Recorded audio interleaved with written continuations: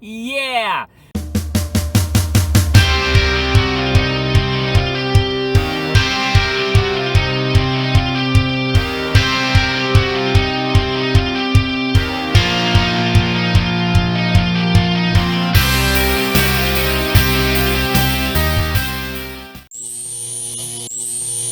Oh, hi guys. Well, anyway, I had some crazy mad laughter because, you know, I'm out driving my F150, the one that I've had in my videos before. As with all F150 owners, you can pretty much all share in one thing. They've got their little quirks that really drive us insane. It's like, you know, but other than those few little quirks, this truck is a very reliable truck and I absolutely love it. It's very comfortable to drive. It's very dependable. It's never left me stranded at all. I have done a lot of work to it to fix those little quirks, like the timing chain issues, some of the exhaust issues.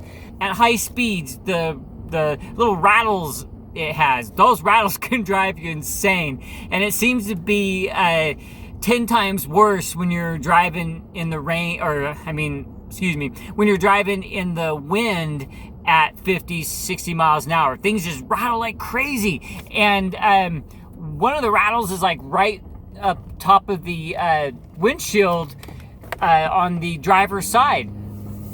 It sounds like something's rattling and hitting there, and I've looked so much and there's like nothing there. And so anybody that experiences that sound knows exactly what I am talking about, man. So currently, other than those rattles, I'm running out of things that this truck has, you know, the issues it has.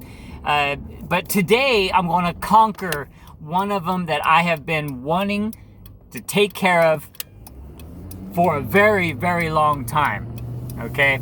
And I'm out driving it today because it doesn't always do it, but if the truck vibrates the right way, it will happen. And that's what I'm out here doing right now, is I am trying to get it to happen. All right, guys, you see that flashing light right there? That's the brake light, okay? When I first saw that light come on, I was thinking maybe it's the brake fluid level. You know how sometimes when your brake fluid is a little low, that light will come on to warn you about it? Well, I checked it, it's all topped off, everything seemed to be working fine, and then I asked around about it, and apparently it is a situation that is very common. Most people that say they have it, they say if they whap the top of the dash right above the tachometer here, it can go off. Well, I don't like beating my truck up like that. I like beating my truck up off-road and having fun with it. So what I'm going to do is I'm going to tear the dash down, and I'm going to show you why it does that and how to fix it, guys. Are you ready for this? Are you ready? Because I sure am. I'm tired of that light flashing on and off. Alrighty, guys. Well, we're going to get started on this, and I have no clue how this all comes apart here. But I'm going to guess that I have to pull off this area. Duh, right? I don't know if I have to pull off anything else around, but what I'm going to do is I'm just going to start giving it a little pull here and there and see what we have to do to get them off. I know there's some screws down at the bottom here for a plate that goes here, and there's probably screws right under here that have to be removed as well. So I've got a few tools, some flathead screwdrivers, big and small, and some Phillips screwdriver, big and small. We're going to start off by starting at the bottom here, because I'm sure there's screws down here that are going to need to be removed, and they're not screws. I got to get a socket for these bottom ones. These ones down here look like they're a 7mm.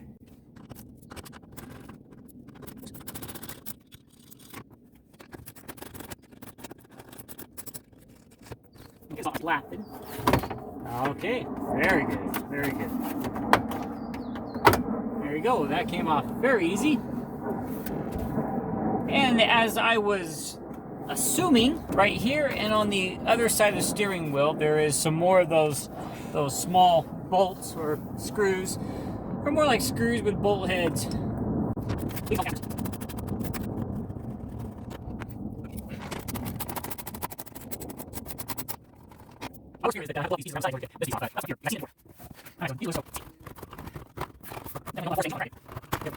There's probably some tabs back here, so I'm going to take a very... Oh, well, if I could show you what I'm doing up here, that would be a little better.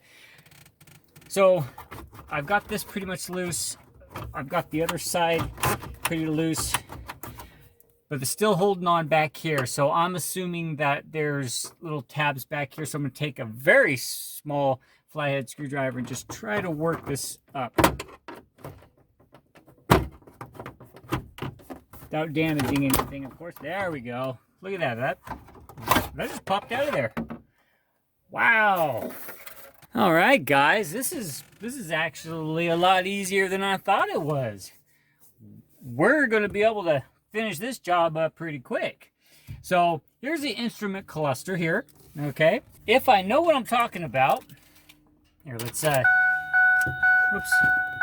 Let me close the door so we don't have to listen to that horrible dinging. All right. Come on, shut up. All right, so now I'm going to take off the e-brake, and it's off. I don't know if you can see that. Let me bring you over here. All right, so the e-brake light is off. Okay, so if I know what I'm talking about, somewhere in here, oh, see that? Doop, doop, doop, doop, doop. Oh. So I'm able to manipulate this plug up top here. Whoops. This plug right here, something right below that, the contacts on it are what's causing the light to come off or on, off, on, off, on, off, off, on. Okay. Anyway, so what we have to do is we have to pull the instrument cluster fully out of the truck to take it to the bench so that we can go to the next step. So I'm going to go ahead and do that. And the biggest thing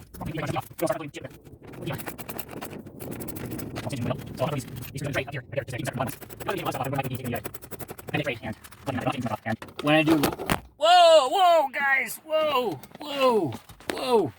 saved you. There we go. Woo, saved your life, guys. You're welcome. All right, so like I was saying, if I was doing a large job where I would have, you know, hundreds of bolts, I would remove an item, take those bolts, put them in a plastic bag, and use a Sharpie and write what those bolts are for, so that when I go to reassemble stuff, I have everything in order and I don't lose track of bolts. Because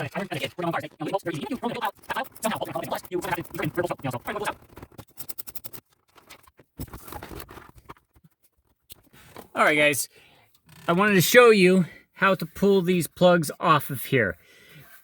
See that little tab? Let me grab something to point. See that little tab right there? You push that down.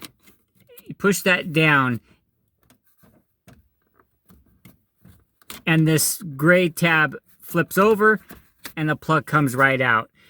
And that is the same way that this one here will do on the other side. Like that. And the plug comes right out. I want to show you guys this. The shifter indicator at the bottom, there's two tabs. One tab here and one tab over here that has to be pushed inward, and then this whole mechanism slides out. And that is what we got. We got that right here. Here's the plugs, the shifter indicator, and the instrument cluster comes out. It's a scary sight to see. I've never seen my truck torn down like this on the dash, but This is kind of neat because it gives me a chance to clean out from all the tracks and stuff and get all the dust and dirt out of there. But, all right, guys, I'm going to snap my fingers. We're going to be at the bench to fix this cluster. Alrighty, guys. Right now, we're on the bench. Oops, we got a couple things on the way here. Okay. All right. I'm going to lay out this microfiber towel just to protect the plastic piece on the front and side so we don't have make a mess. All right, so here, okay, so we got to pull off this plastic sheet right here. This is like an insulator, insulates the whole thing here. So looks like there's screws, little Torx bits. I wonder if that's what it is. So I'm going to go through and I'm going to take off all these Torx bit screws so I can completely remove it so I have full access.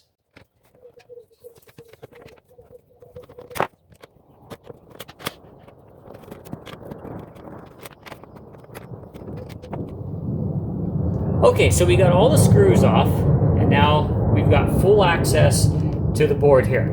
Okay, it's almost ready to pop up off of here. So anyway, what the issue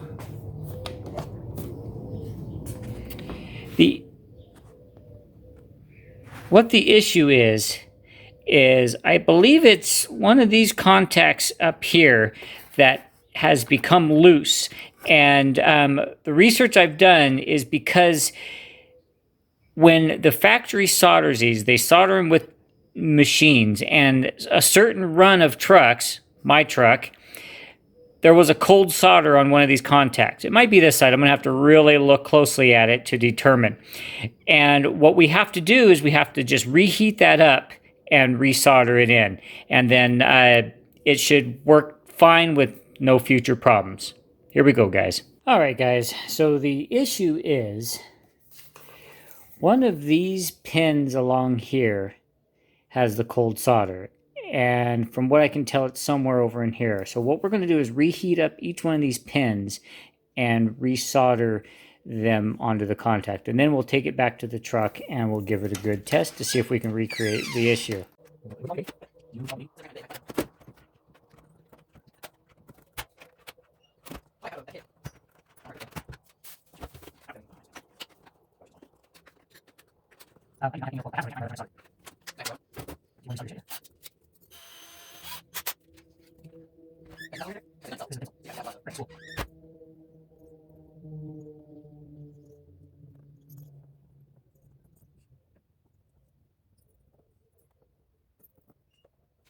Okay, well, we're back in the truck now, and I replugged in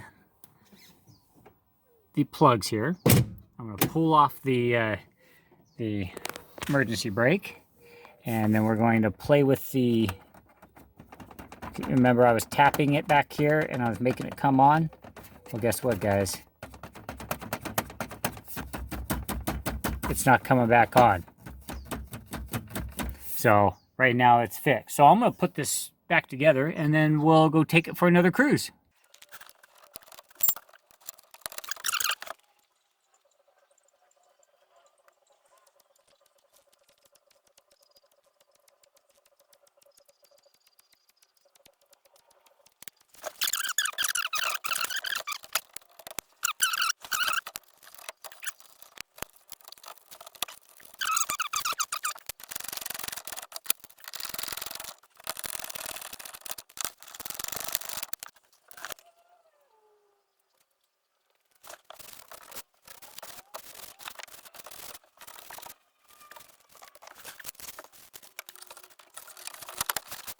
All right, guys, she's all back together now. So all we have to do is go take her for another ride. So let's do that. Okay, guys, I went for a long ride, went over lots of bumps and everything. I even banged on the dash and stuff, tried to get that light to come on, and it did not come on for the whole trip. I think we're good to go, guys. That was a very easy fix. I am so mad that I waited 3 years to do that. But if it comes back on or anything, I'll do a update video and another attempt to fix it. But I think I'm good, guys.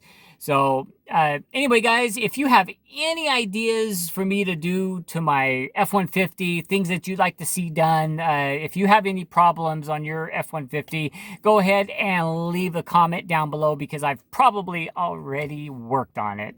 But anyway, until next time, guys, thank you for watching Cobra Vids. It's always a pleasure doing these videos for you. So please like, subscribe, ring the bell so I can do another one for you. Stay safe, guys. Stay free.